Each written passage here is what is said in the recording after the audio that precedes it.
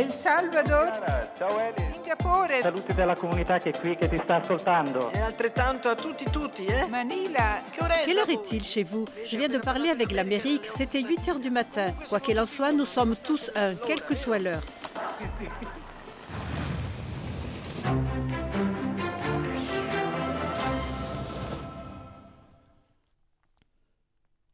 Grazie. Merci. La téléréunion nous fait vraiment expérimenter l'amour qui va et qui revient. Avec votre gratitude toujours exprimée et votre correspondance. Dire en certaines circonstances, avec un élan renouvelé et l'adhésion totale de l'esprit et du cœur, « Tu es Seigneur, mon unique bien », est aussi une prière excellente. Nous tous, en effet, combien de fois n'avons-nous pas constaté, lorsque nous sommes en train de travailler, d'écrire, de parler, de nous reposer, ou toute autre chose, que peut s'insinuer en nous un attachement à nous-mêmes, à des choses ou à des personnes.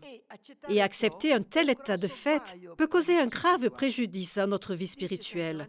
Saint Jean de la Croix affirme « Qu'importe que l'oiseau soit retenu par un fil léger ou une corde, le fil qui le retient a beau être léger, l'oiseau y reste attaché comme à la corde, et tant qu'il ne l'aura pas rompu, il ne pourra pas voler.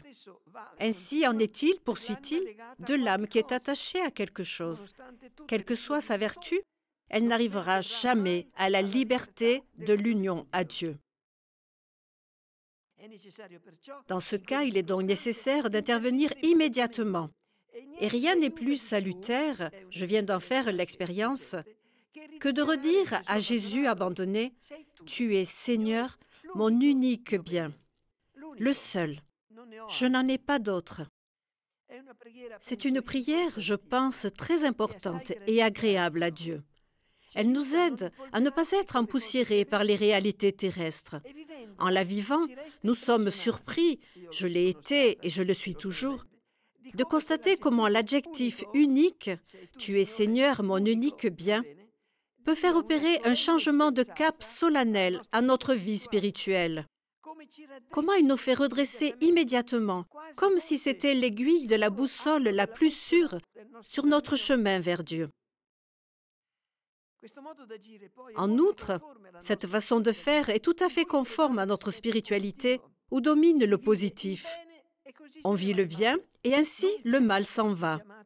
En effet, notre spiritualité ne nous demande pas tant de nous détacher de quelque chose, de nous-mêmes, des choses ou des personnes, que de nous remplir de quelque chose d'autre. L'amour pour lui, notre tout. Nous préférons les oui aux non. Cette prière, « Tu es Seigneur, mon unique bien », nous aide de façon merveilleuse à vivre en chrétiens authentiques, qui aiment Dieu de tout leur cœur, de toute leur âme, sans demi-mesure. C'est aussi une manière sublime de nous préparer à chaque rencontre avec lui, dans les inspirations qu'il ne manque pas de nous envoyer chaque jour, ainsi qu'à la grande rencontre avec lui, lorsqu'à l'aube du jour éternel, il ne restera dans notre cœur que l'amour de Dieu et pour lui, l'amour de nos frères. Tu es Seigneur, mon unique bien. Quelle clairvoyance, quelle sagesse, quelle lumière, quelle force, quel amour, quelle perfection dans ces quelques mots.